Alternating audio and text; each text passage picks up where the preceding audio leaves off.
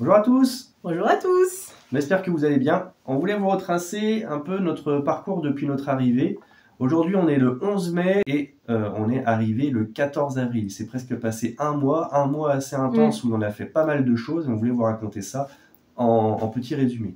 Donc d'abord quand on est arrivé, la première chose, enfin les premières personnes que l'on a rencontrées, c'est les agents d'immigration. Oui, c'était prévu. On avait un dossier qui était béton. Et Voilà. en même temps, on est passé devant un agent qui était très rigoureux dans son travail.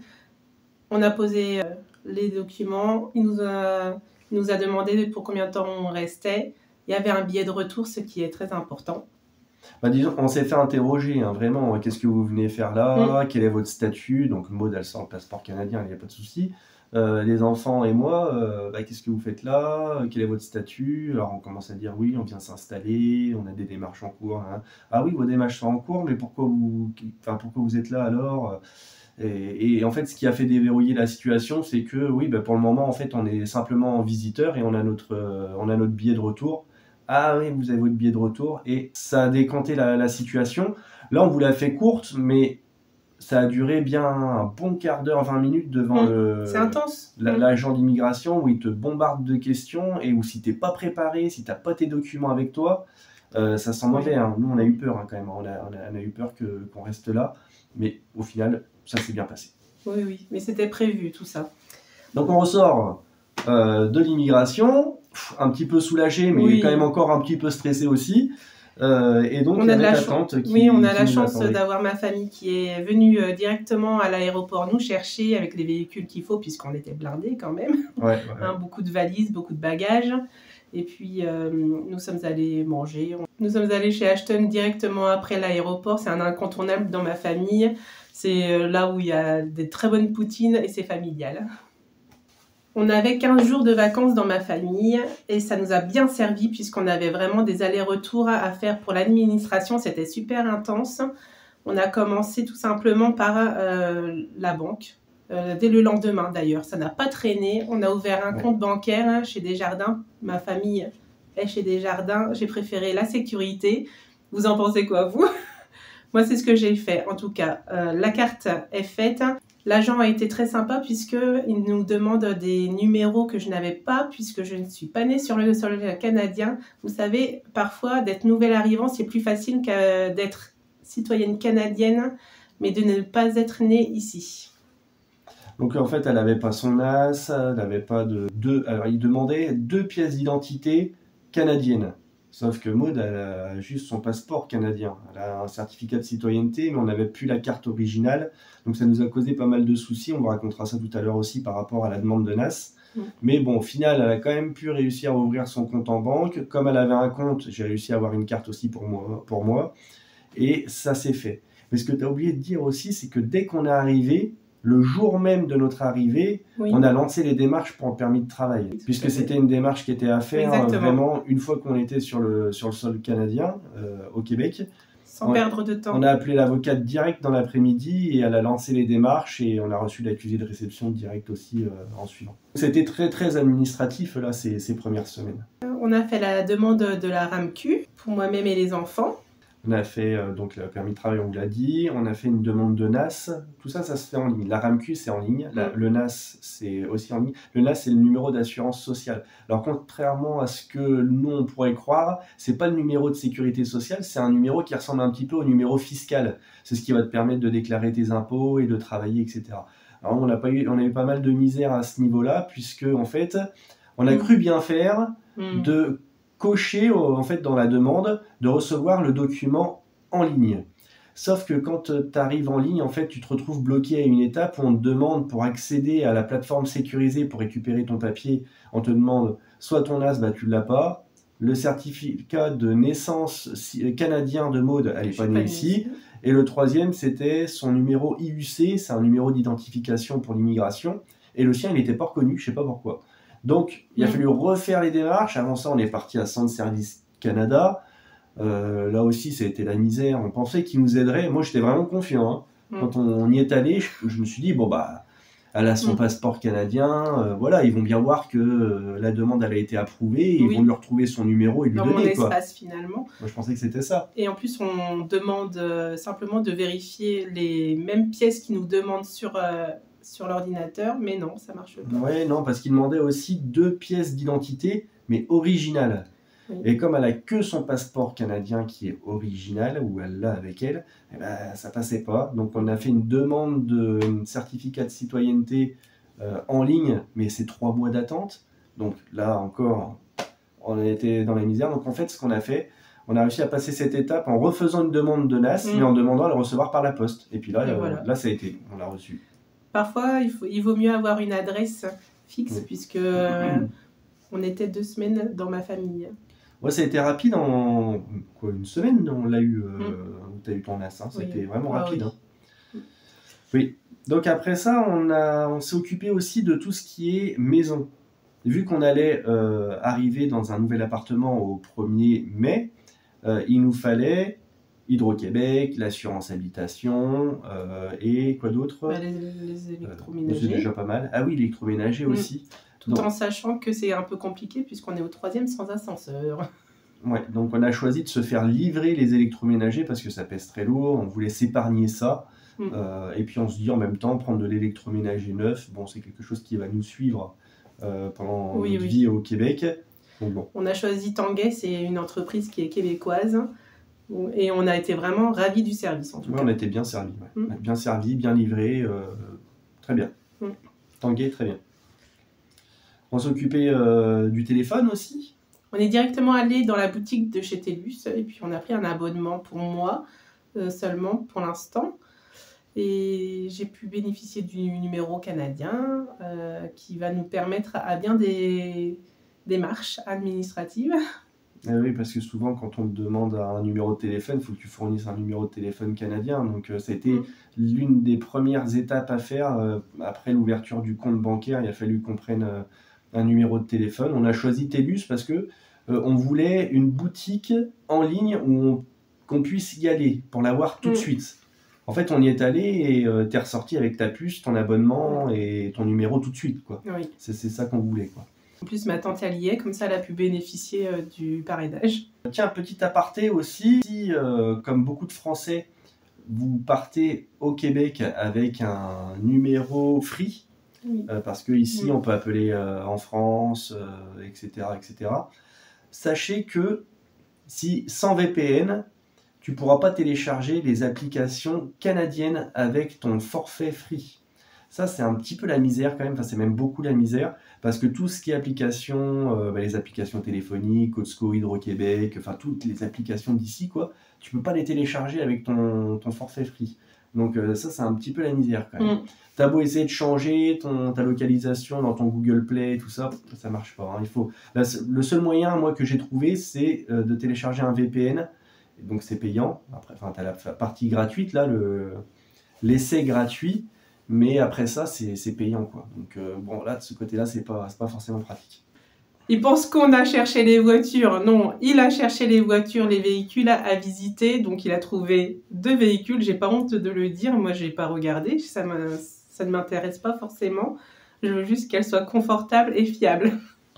Ouais, dis-moi en plus. On a pris un Nissan Rogue chez un concessionnaire chez qui on avait quand même beaucoup de mal à s'entendre. On avait vu plusieurs véhicules dans différentes concessions, on s'était arrêté vraiment sur 2. Et le vendeur de chez Nissan, franchement, il n'a pas été honnête. À plusieurs reprises, il nous a proposé des choses. Et puis après, quand on revenait dessus le lendemain, il nous disait « Mais non, je vous avais dit ceci, cela. » Il nous a baratiné. Franchement, il nous a baratiné plusieurs fois. Et quand on a été face au directeur, parce qu'à la fin, on a demandé à voir le directeur, parce qu'on n'en pouvait plus, quoi. À chaque fois qu'on demandait un truc, il nous sortait « Ah bah non, il n'y a qu'une clé. Ah bah non, les tapis, c'est que à l'avant. Ah bah non, le prix, je vous avais proposé ça, mais c'était si vous prenez l'assurance. » Enfin, il a essayé de nous baratiner à mort. On a demandé à voir le directeur. Et là, le directeur, il nous fait « Ouais, non, bon, en effet, il y a eu pas mal de soucis. La clé, on va vous la donner, la deuxième clé, vous allez vous la faire refaire. Les tapis à l'arrière, le commercial, il ne me les a jamais demandés. Ah bon, on pensait qu'il n'y en avait pas des tapis à l'arrière, il nous avait dit qu'il n'y en avait pas. » Non, il a même dit que ça n'existait pas. Non, mais franchement, Heureusement que le directeur quand même a bien rattrapé le coup parce que l'image qu'on avait de Nissan Paquette à Lévis était vraiment catastrophique si on s'était arrêté juste à la vente en fait.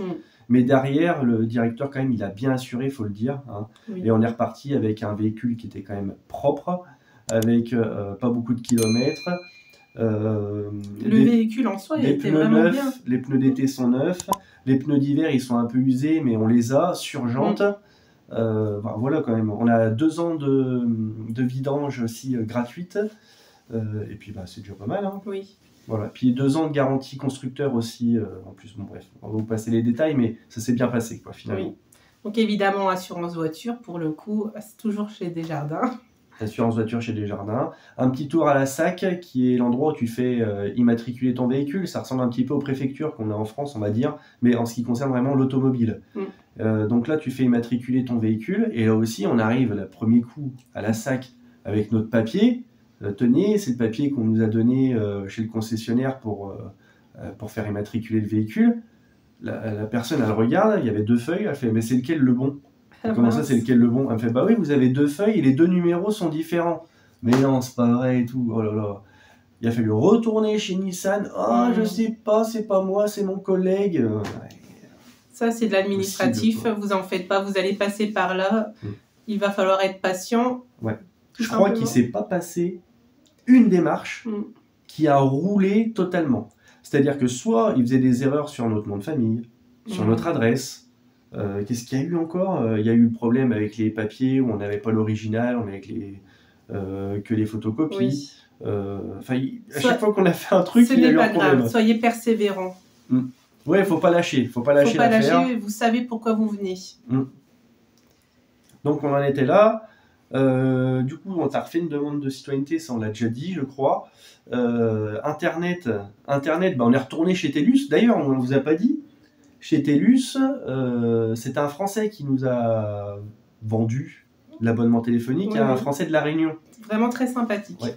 Il était sympa, et puis quand on a cherché à prendre un abonnement Internet, parce qu'on s'est dit, on va arriver bientôt à 2-3 jours de la date d'arrivée, on s'est dit, on va prendre notre abonnement Internet, comme ça quand on arrive, il n'y aura pas beaucoup de temps à attendre pour qu'on ait Internet. Voilà. Oui. Sauf que c'est pas passé comme ça du tout. Non, c'est pas de la faute du vendeur, hein. Loin de là, c'est simplement que TELUS ne fait pas dans la région où on est. Ils n'interviennent pas. Et c'est... c'est Mascatel. C'est Mascatel. Donc on a dû renvoyer la box parce qu'elle avait déjà eu le temps d'arriver. Donc on a dû la renvoyer. Mascatel, après plusieurs appels, nous dit simplement que le logement n'est pas branché. Donc en fait, le logement, il n'était pas encore référencé puisqu'il est tout neuf, le bâtiment que l'on occupe. Il a fallu appeler le propriétaire plusieurs fois, rappeler Mascatel plusieurs fois. Et là, ça y est, enfin, normalement, on devrait avoir Internet jeudi. Je dis on devrait parce que, voilà, moi, tant que je ne suis pas raccordé pour le moment... non mais, on a toujours eu des soucis, donc même en France, avec Internet, on a eu pas mal de misère. Donc tant qu'on n'est pas branché et que ça ne fonctionne pas pour le moment... je suis dans le déni, je refuse d'y croire. On verra ça quand on sera branché. Donc pour le moment, on a une télé, mais comme on n'a pas Internet, il n'y a rien qui fonctionne. Et on a juste pris une console pour les enfants pour qu'ils puissent jouer, et puis voilà. Pour le suivi scolaire des enfants, on avait des rendez-vous déjà de pris au centre scolaire de Drummondville. Oui. Et là aussi, on a été bien accueillis, hein. On a été bien accueillis, ils nous ont... Alors, toute partie administrative, mais tu veux raconter un petit peu comment ça s'est passé? Mais là, il y a 2 parties, en fait. Les enfants sont amenés sur le côté avec une dame, une éducatrice certainement, qui va surtout juger, ça c'est trop gros ce mot, elle va... En fait, elle veut s'assurer que tes enfants, ils vont pas être en difficulté dans la classe où ils vont les mettre. Donc, ils vont simplement vérifier qu'ils savent écrire, qu'ils savent lire, qu'ils savent compter. Voilà, c'est pas tellement un contrôle précis. Ils veulent juste voir si le décalage, il va pas être trop important par rapport à la classe où ils vont être. Et donc après, voilà, ton enfant, il va aller en 2e année, ton enfant là, il va aller en 3e année, et puis etc. Bon, pour nous, c'est très bien passé, hein. Oui. Nous, on a fait l'administration à côté, et puis... Et donc après, on a fini avec une partie vraiment pur administratif pour inscrire les enfants à l'école. Et ils nous ont fait revenir une semaine plus tard pour finaliser l'inscription avec les règles, à quelle heure on va commencer, à quelle heure ils vont terminer. Donc là, en gros, les enfants, ils commencent le matin à 7h45, ils finissent à 15h. Entre midi et 2, enfin c'est même pas entre midi et 2 ici, c'est entre 11h15 et midi 25. On va les chercher pour qu'ils ne mangent pas là-bas, puisque là pour le moment on ne travaille pas, donc on récupère les enfants, on les fait manger à la maison. Puis pour eux, ça leur fait une approche un petit peu plus cool de leur nouvelle école, quoi. Oui. Ça fait une coupure, c'est pas trop brutal, quoi. Voilà. Pour venir jusqu'à Notre-Dame du Bon Conseil, on a réservé un camion, on a pris la compagnie U-Haul par rapport aux dates finalement, parce qu'on déménageait le 1er mai. On a pris un 15 pieds, ça nous a suffi pour le remplir amplement. Pour pouvoir le charger, et on l'avait pendant 2 jours. Donc ça nous laissait le temps d'emménager, et puis après à ton oncle de repartir à Québec avec. Oui. Le lendemain de notre installation, on a reçu les électroménagers qu'on avait pris chez Tanguay. Puis on a nous-mêmes commencé à équiper un peu la maison avec Marketplace. On a pris toute la famille pour aller au village des Valeurs, à Tigre Géant. On a fait quoi? Dolorama, évidemment. Ouais, il a fallu monter tout aussi, brancher les appareils, les monter des lits, des armoires. Donc pour ça, il faut acheter des outils, parce que sinon... Là, c'était le passage obligé chez Canadian Tire pour te faire ton nouveau stock de matériel. Canadian Tire, c'est vraiment un immense magasin. Il y a tout dedans. Je ne sais pas trop à quoi on pourrait le comparer. Il n'y a pas d'alimentation, mais ça va être une sorte de Brico Leclerc, mais où tu vas pouvoir acheter aussi de la vaisselle. Ouais, ça ressemble un petit peu à Brico Leclerc, je trouve. Quelque chose comme ça. Et puis après, on a beaucoup utilisé Marketplace pour le reste. On a acheté un lit superposé pour les enfants parce qu'ils ne voulaient pas être séparés. On a beau avoir... on avait prévu 2 chambres au cas où ils veulent leur chambre séparée, mais ils veulent rester dans la même chambre, donc on leur a pris un lit superposé pour qu'ils restent ensemble. Donc il a fallu aller acheter tout pour s'équiper, en fait, tout, puisqu'on s'était séparés de presque tout. Donc on est allé au Village des Valeurs. Les Villages des Valeurs, c'est une sorte d'Emmaüs, où en fait c'est des gens qui donnent des affaires et toi tu peux les acheter à des prix raisonnables, raisonnables, on va dire. Mais... Oui, c'est vrai, ça faut le dire aussi. Faut faire attention, pas tout. Ouais, tout ne vaut pas forcément le coup, mais il y a des trucs qui sont quand même pas mal. On est allé au Dolorama aussi. Tigre Géant, moi j'adore. On a acheté des meubles, des rideaux, des paniers à linge, des trucs comme ça, quoi. Voilà. Et Marketplace aussi, hein, vraiment beaucoup. On a beaucoup passé par Marketplace pour acheter des meubles en kit, surtout. Voilà. Les enfants ont fait leur rentrée scolaire donc le 6. Et on a rencontré le directeur, la secrétaire, puis le corps enseignant. C'est vrai que c'était très coloré, joyeux. Ils nous ont montré un petit peu les débuts des locaux. Et puis les enfants ont été emmenés dans leur classe directement. Vraiment, ça a coulé. Les enfants, ils n'ont pas été chamboulés. Et puis tout s'est bien passé. La journée, à la fin de la journée, les enfants étaient super contents. Ils étaient ravis de leur journée. Nous, on est rassurés parce que je crois qu'on était assez stressés. Oui, on était aussi stressés qu'eux. Hein. Et puis au final, les enfants, c'était parfait, quoi. Les enseignantes, elles sont vraiment adorables, elles sont gentilles. Ouais.